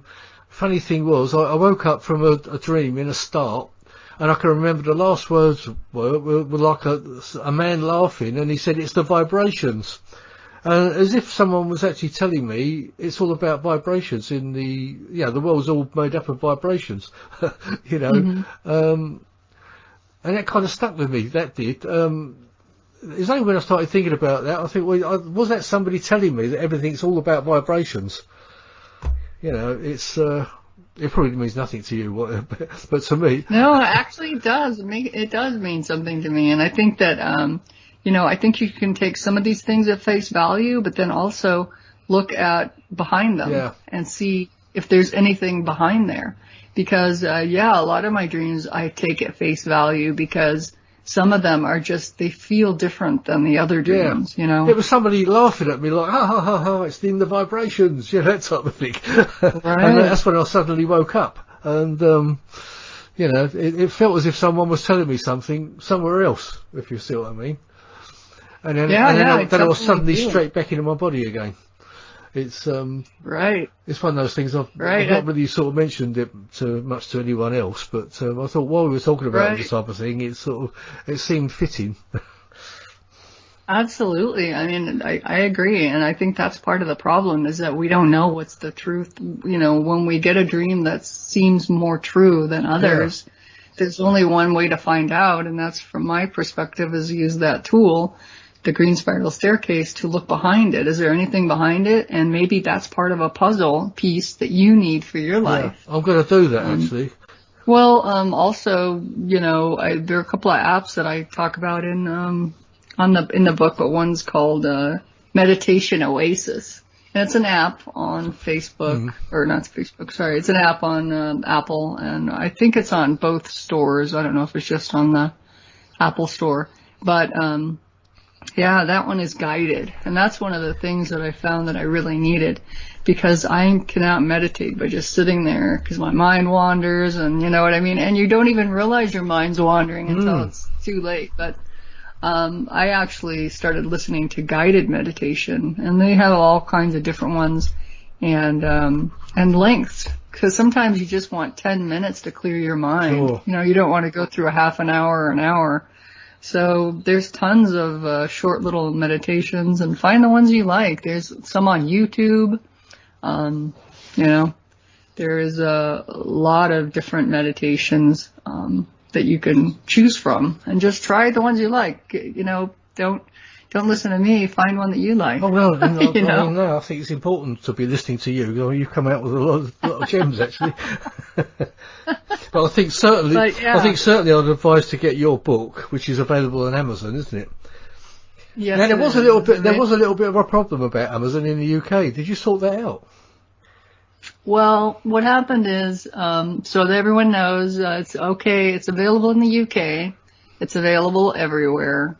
But as an author, I could not gift a book, a U.S. Kindle version ebook. I could not gift it to David in the UK. Now, what I finally actually went through quite a bit of back and forth with Amazon, but one thing I did, because this is who I am, is I actually contacted Jeff Bezos. Because this is an important thing. I should be able to, get on any show that I want in any country and be able to gift my ebook to that author, to that podcast or radio show without a problem. So they came up with a bunch of Band-Aid solutions, and when I contacted support, they kept saying, well, this is a feature. Well, I was in IT support for a long time, and I know when people use the word feature, they mean this is a problem we can't solve, so we've come up with a workaround. Right. So I did contact Jeff Bezos. He did send me some other guy named Tony who wanted me to go through the support tree at Amazon, which is through Kindle. So I did it. I did it a couple of times. I found out they have some issues with some of their support people. And then I realized that this is a policy. And so they probably knew the whole time that they could not solve, I could not get this solved by going through their support tree. So I sent them another email saying, this is unacceptable. I really want this policy changed. This is a policy, you know. And I sent that 2 weeks ago, and I'm going to wait until next Friday, which will be 3 weeks. And then I'm going to contact them again, because that is ridiculous. I'm sending a file that I've purchased, you know, myself, and sent you the file to be gifted to your Kindle in the UK. That doesn't make sense. Well, it's crazy because Amazon's Amazon, isn't it? And you think, just because it's the US and the UK, why can't they just send the file? It's ridiculous. Well, one thing they were trying to tell me was it was because your Kindle was registered in the UK, and that files coming from the US cannot be registered to a UK Kindle. Yeah, why would that be? I mean, we can get DVDs and all sorts of other... Exactly. So I actually had one of the guys, so help me understand this. If I wanted to gift him a physical book, because first they were trying to say, oh, well, it's the ISBN or ASIN number. And I would say, okay, so if I were trying to gift him a physical book and I was sending it from the US to the UK, would that work? Yes, but not an ebook. I said, does that make sense? This is a file going to a product of yours. And so they're really quiet now. I'm going to have to stir the pot a little bit more, but it doesn't make sense to me. It doesn't, does it? And it's a problem. I mean, you can buy it, but you can buy it on your end. Everyone in the UK can buy this in the UK, but me as the author cannot gift that book to anyone in the UK. No, you very kindly sent me the PDF version of it anyway. But I am actually going to buy it, Lisa, because I think it's a book I want on my shelf. So. Well, if you do, did I send you my photos? Because I have quite a few photos of some of the pictures. The Kindle version has better pictures because I used an iPhone originally to take the photos. Right. And they don't come out so well in the print book. So. I haven't got that many photos, I must say. There's a couple of black and white ones in it. But so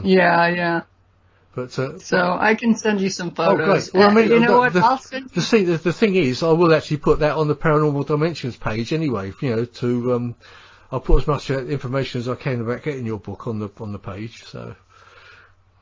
Okay. Well, I'll send you those photos because I have them separated out, and then you could post them on your website if you want. Yeah, absolutely. Yes, please.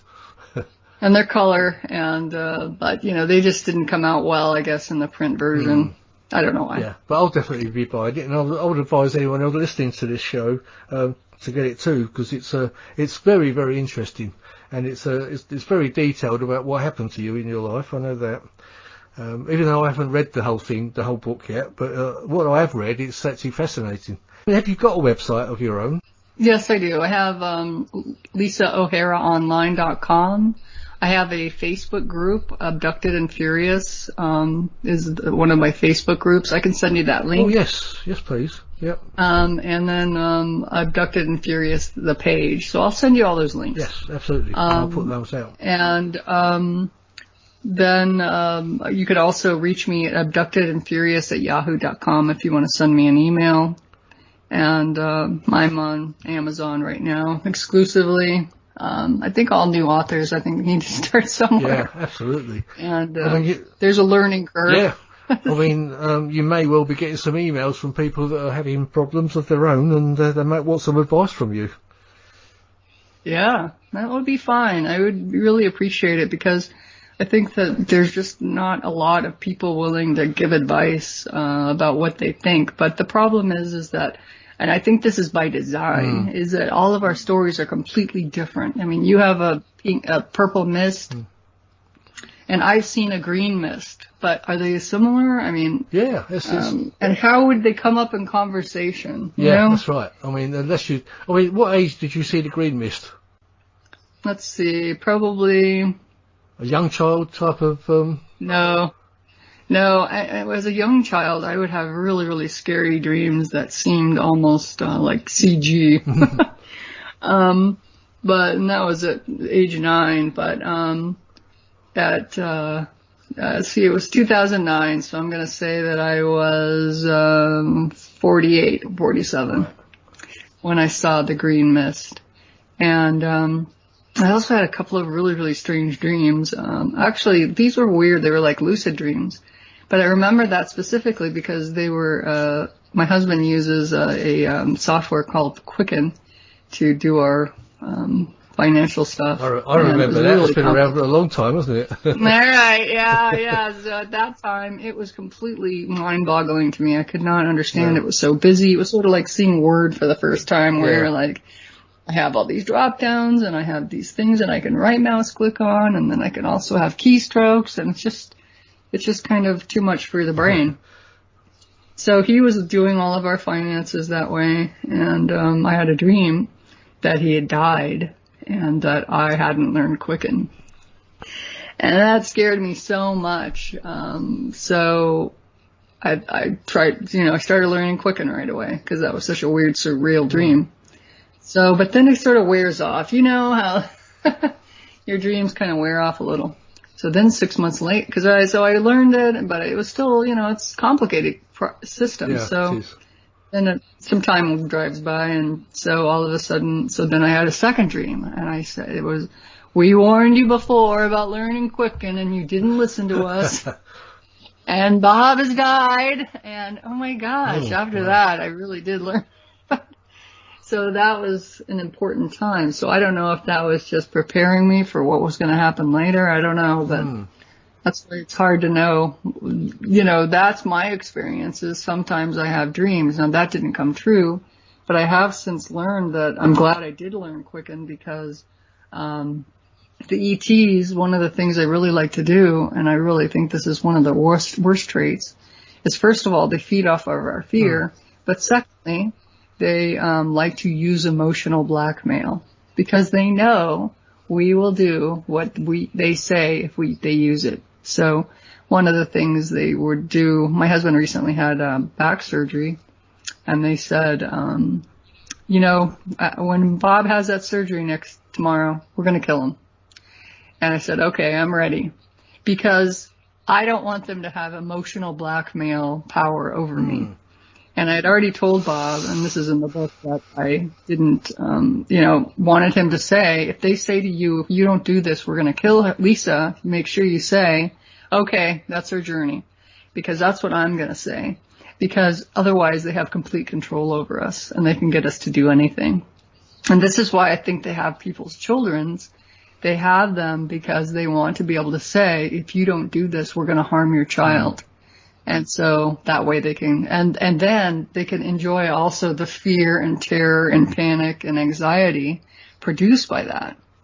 So it's really important. The more you actually look at all the stuff actually going on behind the scenes, what happens is you become less and less fearful. And in fact, now I'm not afraid at all of anything. I've seen some, more smoke monsters. I've had things moved around in my house, and I'm not afraid of anything anymore because that's what they want. They want my fear. And I feel like and I wonder too if also using the tools and desensitizing myself to all of that stuff is taking away all that fear, because now I've seen so many things. Now they're leaving me alone because it's not as much fun. They don't get as much out of it. Do you have a feeling as to why they picked on you in the first place?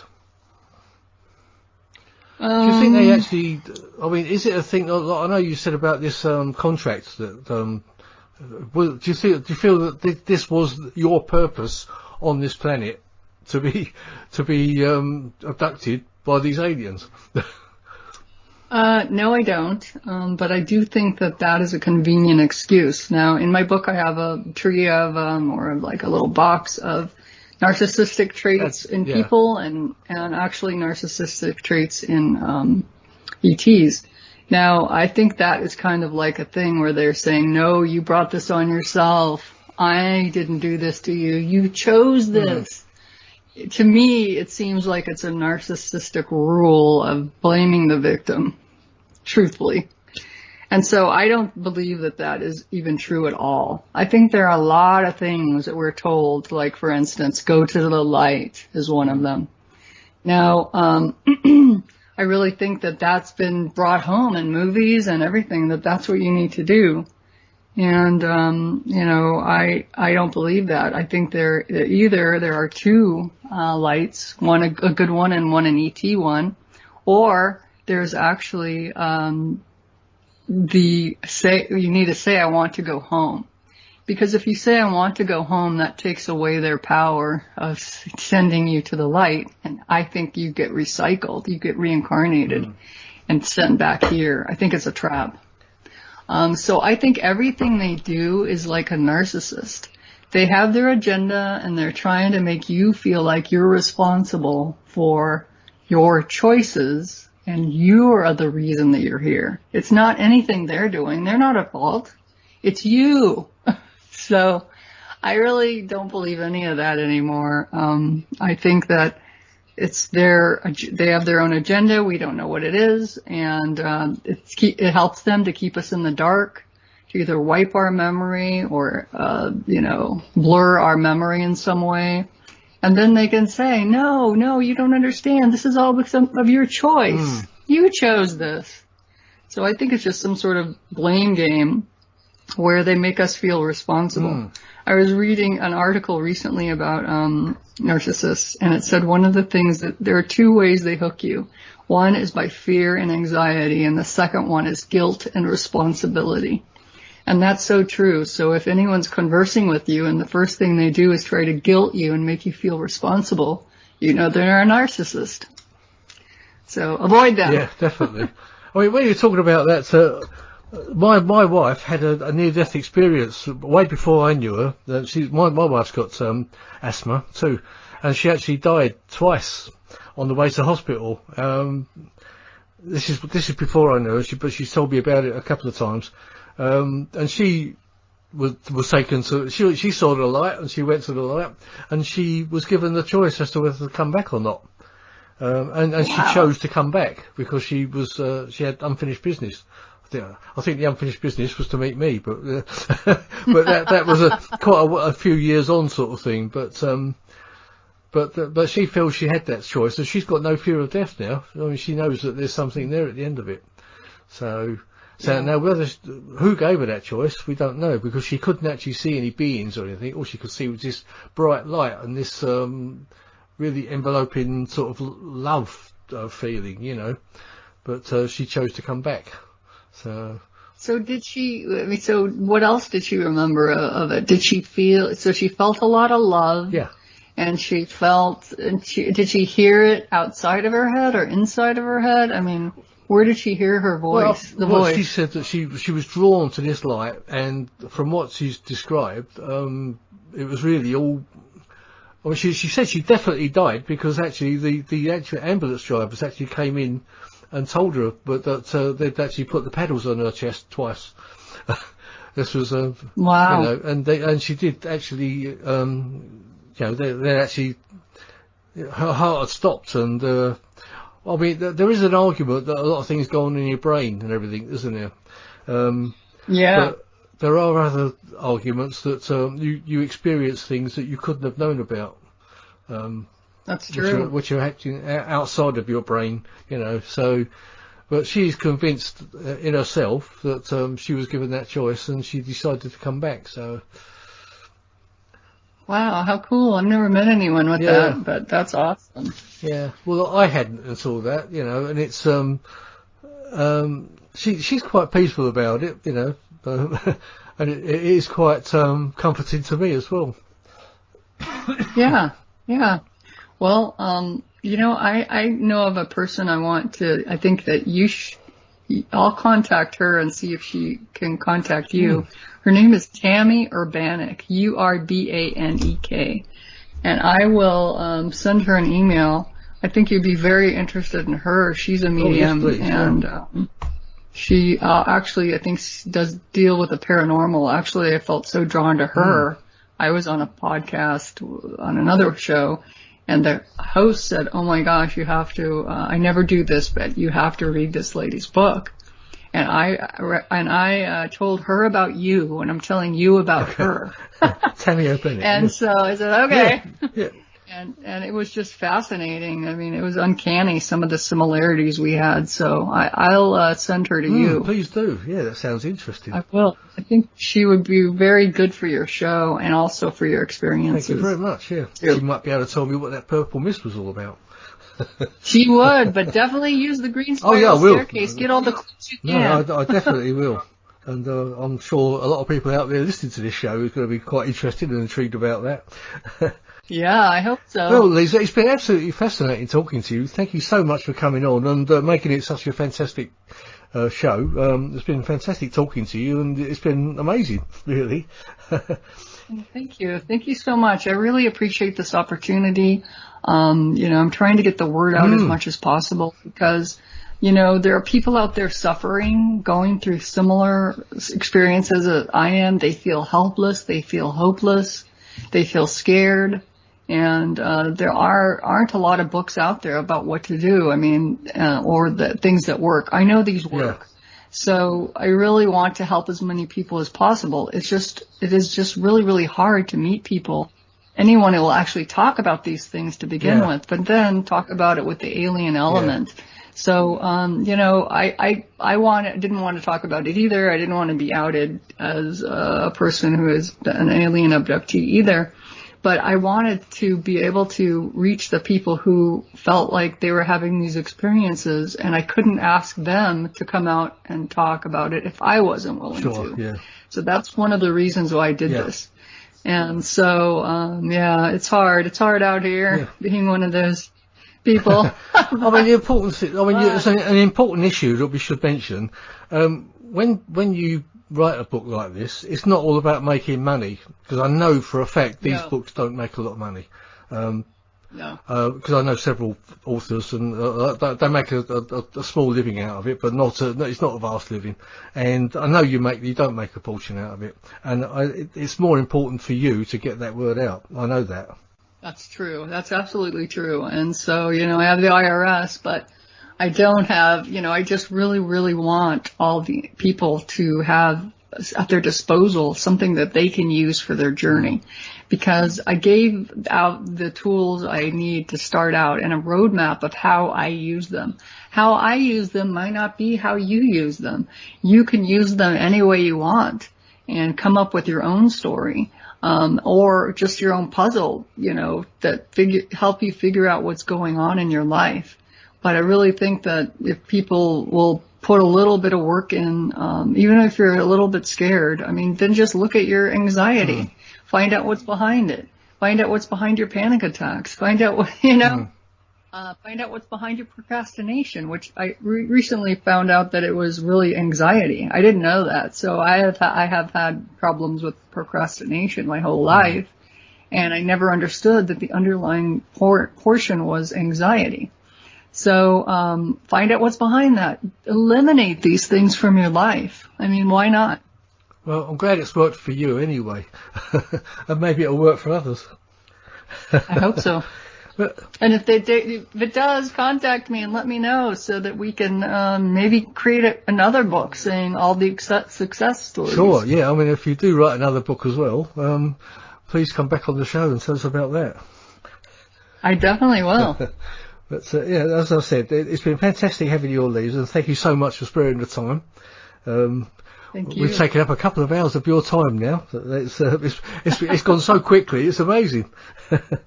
It is, and I appreciate taking up your time. And I know with the 8-hour difference, it's quite a lot. Yeah, it's creeping up to my bedtime now, but it's not quite. But I know. I felt bad, and that's why I wanted to give you the 9 a.m.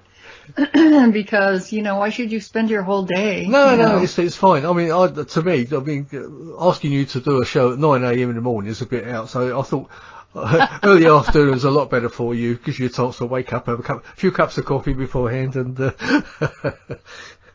I know. I just felt bad for you having to do it at 8 No, time. to be honest, that's the sort of, everyone out there, I usually do this show about 8 o'clock in the evening. That seems to be the normal for me. Sometimes it's done at other times, maybe 7 o'clock but very rarely in the afternoons, but it's usually 8 in the evening, so it's fine. I don't mind.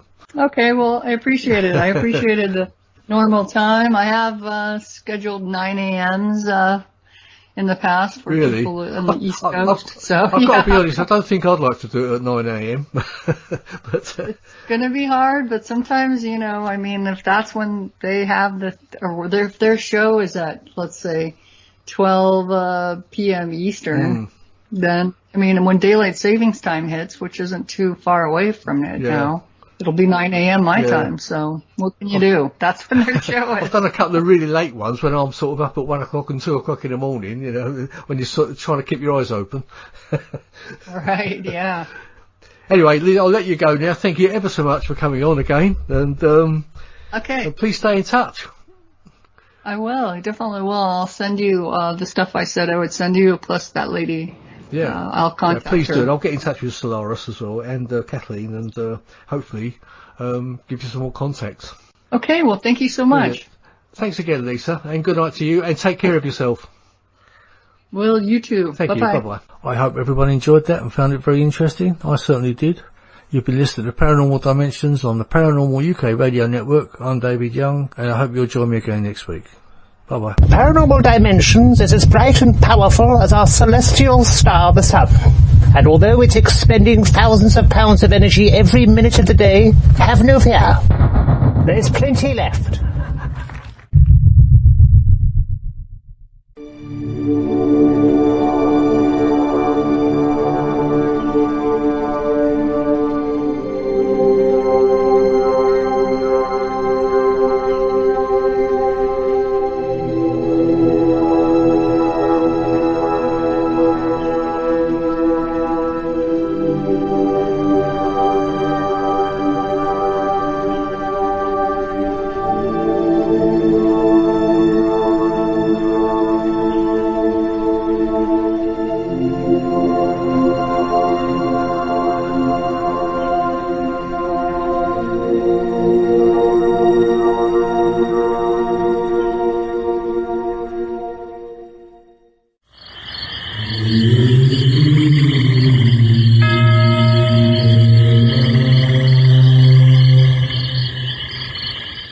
Paranormal Dimensions is a regular feature on Mondays on the Paranormal UK Radio Network.